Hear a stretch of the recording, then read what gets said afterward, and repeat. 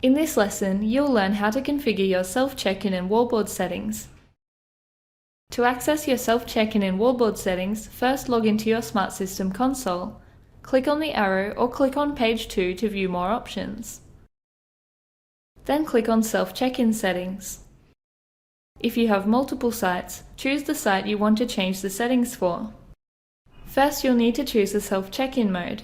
If you choose Client mode, clients will only be able to add or update their personal details. If you select Walk-in Manager, clients will be able to add or update their personal details as well as add themselves to the Walk-in Manager queue. If all of your self-check-in device types will be using the same settings, you can use the All column to configure your device-based settings. Otherwise, you can choose different settings for kiosk, mobile, and website check-ins. The user profile type allows you to choose whether to allow anonymous clients or collect client details. Choose Client List to collect client data, or choose Anonymous Users to allow anonymous clients. Your client field settings are only relevant if you've selected Client List as your user profile type. These fields allow you to choose which data you want to collect from your clients. They also allow you to specify which client data is required to search for an existing client. Click Edit to customize your settings. Tick the Active box next to each item you want to include in the client information page. This is the information that shortcuts will check against. And tick the Mandatory box for any information that must be entered by the client. Ticking the Search box will determine which details a returning client must enter to search for their existing client card. You can also use the arrow buttons to rearrange the order of the fields. Click OK once you're happy with these settings. Check this box if you want to allow returning clients to edit their own details when adding themselves to the queue. Tick Collect Personal Information if you want to collect your clients' addresses.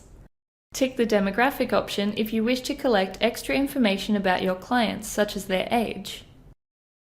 Choose whether to allow clients to request an employee. Tick this option to display your prices next to each service.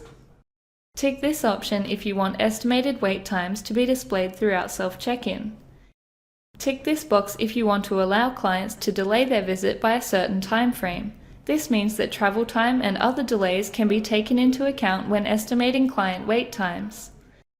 Choose whether clients need to enter a verification code when checking in for security purposes. This option is only relevant for remote check-ins. Tick this option if you want clients to use an on-screen keyboard for the kiosk.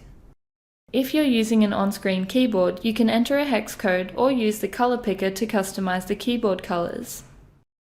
Choose whether to show a confirmation screen prompting clients to confirm their visit. This screen will also provide the delay visit option if you have this setting enabled. The timer settings are only relevant to the on-site kiosk. By default, these are set to 60 seconds. Here you can enter the number of seconds the kiosk screen can remain idle before a warning message will appear. The second timer is the number of seconds before the user is returned to the start screen after the warning message is shown. After adding themselves to the queue, clients will be shown a summary page. The third timer is how long the summary page can remain idle before returning to the start page. Tick this box if you want to show a disclaimer message on the client field page. Then enter the title and the disclaimer message in these boxes. Choose whether you want to display the company name or the site name for self-check-in. You can also choose whether you want employee availability to be determined by the schedule or their clock-on, clock-off status. Enter the minimum number of services for grouping into categories. Services will only be grouped into categories if more than this number of services are available in any one category. Otherwise, the services will be displayed in list form. If you've allowed clients to delay their visit, select the maximum number of minutes a client can delay their visit by. Tick this box if you want to give clients the option to receive an SMS reminder prior to their visit. When clients are checking in, a checkbox will be displayed on the confirmation screen asking if they wish to receive an SMS reminder. Tick this option if you want the SMS notification box to be ticked by default. Choose the minimum wait time before clients will have the option to receive an SMS notification. The exit PIN is a 4-digit number that must be entered by the user to exit the kiosk or wallboard. This can be used to prevent clients from exiting the program. You can enter a web page URL to be displayed when the self-check-in screen is unavailable. Here you can enter an optional information note which will be displayed when collecting optional client data. Tick this option to display wait times for each client on the wallboard. If this option is ticked, the current estimated wait time will be displayed at the top of the wallboard. Choose whether you want to show position numbers next to each client in the queue. Tick this box to show the requested employees on the wallboard. If this option is ticked, this will display the self-check-in legend. Enter the maximum number of clients you want to display in the main queue on the left-hand side.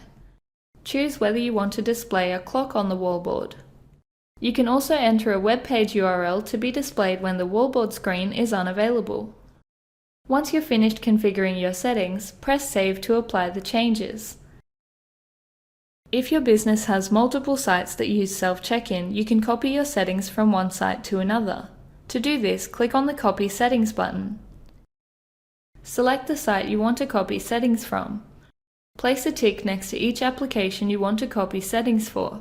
By default, the application you're using will be selected. Tick this box if you want to copy your gallery images. Keep in mind that the images from the source site will override the other images. Select the sites you want to copy settings to. Then click Add Sites. Finally, press Copy Settings. Now that you know how to configure your self-check-in and wallboard settings, you can customize these applications to suit your business needs.